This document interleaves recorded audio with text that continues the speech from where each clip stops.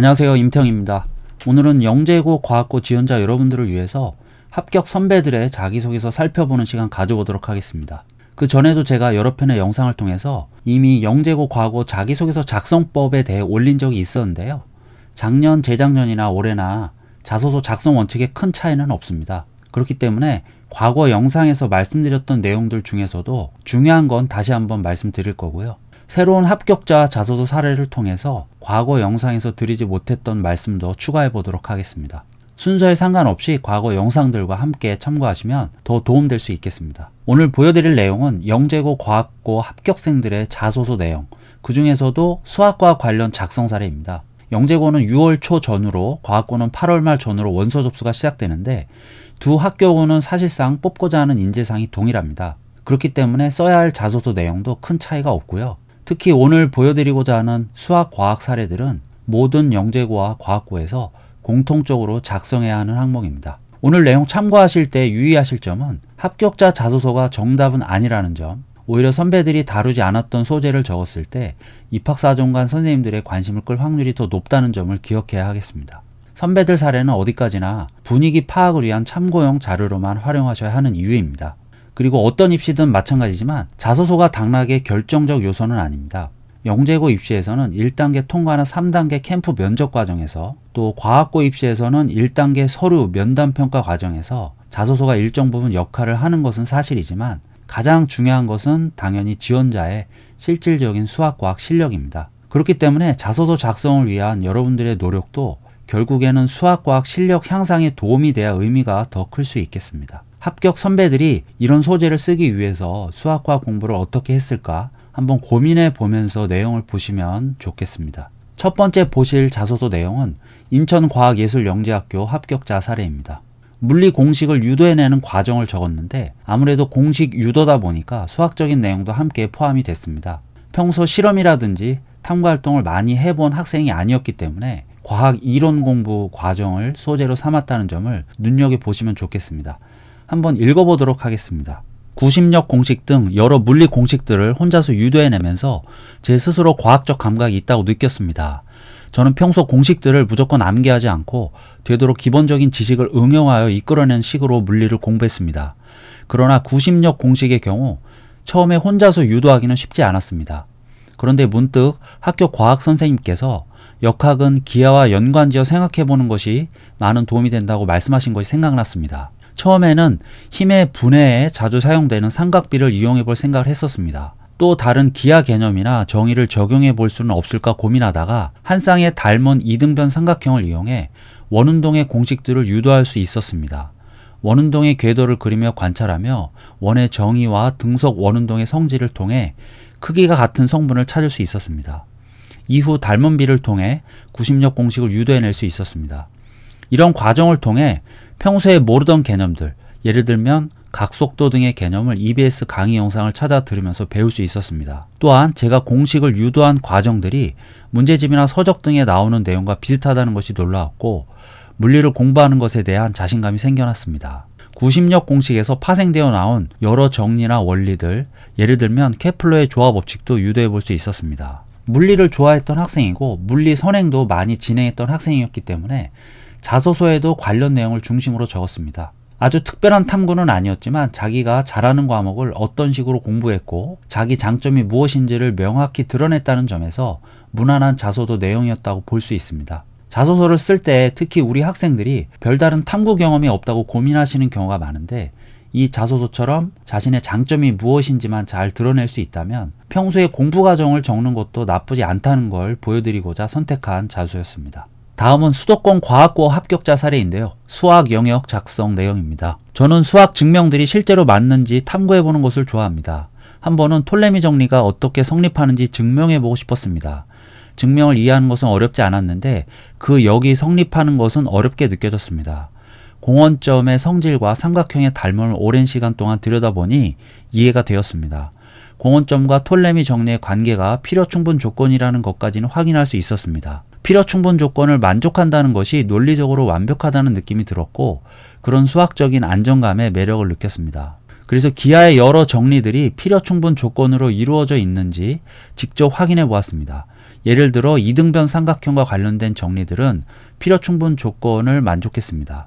하지만 등변 사다리꼴에서 평행하지 않은 한 쌍의 변의 길이가 같은 사다리꼴은 등변 사다리꼴이다는 평행 사변형이라는 반례에 의해서 성립하지 않았습니다. 이를 통해 수학의 정의에서 출발해 여러 정리들을 논리적으로 증명하는 방법과 필요 조건, 충분 조건의 의미에 대해 더 깊게 생각하게 되었습니다. 이 학생의 수학 소재는 수학적인 어떤 증명이나 정리들이 그 역까지 성립하는 필요 충분 조건을 만족하는지에 대한 탐구로 이루어져 있는데요. 어떤 창의적인 문제 해결 역량이나 특별한 영재성까지 드러냈다고 보기는 어렵습니다. 하지만 학원이나 학교에서 배웠던 내용들을 단순히 습득하는 데 그치지 않고 자신만의 수학적 호기심이나 문제의식을 발휘해서 능동적으로 공부했다는 점이 긍정적이라 하겠습니다. 다음은 또 다른 합격자의 과학 영역 작성 내용입니다. 플랑크 상수 측정 실험은 저에게 두 가지 의미가 있었습니다. 첫째는 물리 실험에 대한 자신감을 가질 수 있었고, 둘째는 실험을 위한 공부 과정에서 제가 좋아하는 양자역학이 미래에 어떤 영역에서 유용할지 구체적으로 생각해 볼 수 있었습니다. 책을 읽다가 전문적인 실험 기구 없이도 플랑크 상수를 직접 측정할 수 있다는 것이 흥미로웠습니다. 실험은 크게 두 파트로 나눠졌는데, 하나는 레이저 광원 가변 저항 전압계를 이용해 불빛이 나올 수 있는 최소 전압을 구하는 것이었고, 또 하나는 이중 슬릿을 이용해 그 빛의 파장을 측정하는 것이었습니다. 빛이 나오는 시점의 전압이 광향자 가설에서의 n이 1이 되는 순간이라고 가정하여 계산할 수 있었고, 빛의 파장은 약 753나노미터로 측정되었습니다. 이렇게 해서 최종적으로 얻은 플랑크 상수 값은 약 6.38 곱하기 10의 마이너스 34승 줄세크였습니다. 실제 플랑크 상수보다 3.7%포인트 더 작은 수치였는데, 전압계의 측정 오차와 슬릿 간격의 정확성 부족이 원인이라 분석했습니다. 이 자소서는 영재고 과거 자소서에서 흔히 볼 수 있는 전형적인 과학 실험을 소재로 다루고 있습니다. 사실 우리 학생들이 자소서를 작성할 때 수학보다는 그래도 과학이 좀 더 쓰기 쉽다고 생각하는 경우가 많은데요. 그 이유는 과학은 이런 실험이나 탐구 활동을 적으면 된다고 거의 확신하고 있기 때문입니다. 그런데 꼭 그런 것은 아니고요. 맨 앞에 보여드렸던 예시처럼 과학도 이론 공부에 기반한 내용만 적는 것이 얼마든지 가능합니다. 아무튼 이 학생도 평소 실험을 많이 해본 학생은 아니었는데, 자신이 좋아하는 영역의 책을 꾸준히 읽는 과정에서 우연히 어떤 실험 과정을 접하게 됐고, 사실 그 책에서 안내한 내용대로 실험을 그냥 따라해본 경험을 적었습니다. 하지만 그 실험 과정에 대한 자신의 이해를 정확히 드러냈고, 실험 결과와 오차 원인에 대한 자기 분석도 함께 적음으로써 과학 탐구에 대한 기본적인 소양은 어느 정도 보여줬다 할 수 있겠습니다. 이렇게 각기 다른 합격자 자소서 3건 내용을 부분적으로 살펴봤는데요. 영재고 과거 합격자 자소서 중에서 특별히 뛰어난 내용들만 뽑았다기보다는 합격자 평균 수준 내지는 수학과학 공부가 어느 정도 이루어진 학생이라면 누구라도 한번 도전해 봄직한 소재들을 중심으로 뽑아봤습니다. 물론 오늘 소개해드린 소재 대부분이 중학교 교육과정에 포함되지 않는 선행이나 심화 개념을 다뤘기 때문에 학교 공부만 열심히 했던 학생들에게는 다소 거리감이 느껴질 수도 있었을 텐데요. 중학교 교육과정 내에서의 소재라 할지라도 입시라는 상대평가에서 어느 정도의 변별력은 있어야 하기 때문에 조금만 깊게 파고들다 보면 심화나 선행 개념으로 넘어가는 게 자연스럽다고 이해하시면 되겠습니다. 어디까지나 다양한 사례들 중 일부라는 점 유의하시고요. 영재고 과거 합격자들의 자소서 소재 내용은 실제로 굉장히 다채롭습니다. 그래서 전부 다 자세히 소개해드리지는 못하지만 다른 여러 합격자들의 과학 수학 소재 목록을 제가 따로 정리해봤습니다.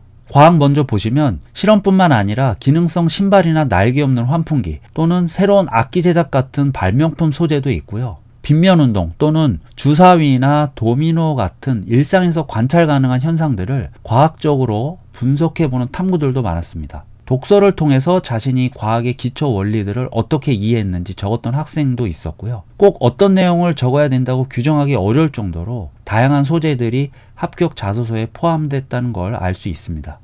수학 소재 같은 경우도 어떤 공식을 증명해 보거나 유도해 보거나 또는 어떤 식을 보다 일반화된 식으로 발전시켜보는 소재들이 많긴 했는데, 특정 문제풀이 경험이나 독특한 수학적 호기심을 해결하는 과정을 적은 학생들도 있었습니다. 특히 최근 들어 학생들이 문제풀이 경험을 많이 적는데요.